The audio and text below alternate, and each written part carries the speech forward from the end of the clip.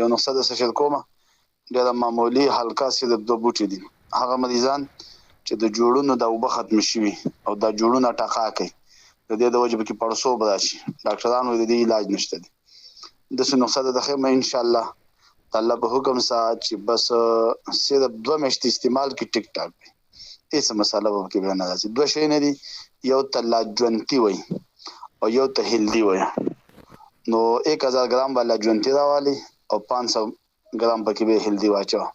دا میکس کا پاوډر کا 00 کپسول ډډه کوه سهار غرمه ماښام د یو استعمالي. هغه مریض چې په مانځه کې دا جوړونه 60 ټکه کوي نو چې یو میاشت استعمال کې دا بل سره راولي الله په حکم سره 2 میاشت استعمال شي مکمل به د جوړونه مسله الله پاک د ټیک کی او دا به ټیک شنو مدانه طاقت قوت باقیم کار کوي او نور هم ډېرې زیاتې فائدې دي. د سپرم سره مضبوطیږي، سپرم سره ټیټ کیږي، پس سیل چې سنت انفیکشن کې مسله پکې راځي دا زخم دا ټول به الله پاک ټیک کوي. ډېر مجربه نسخه ده.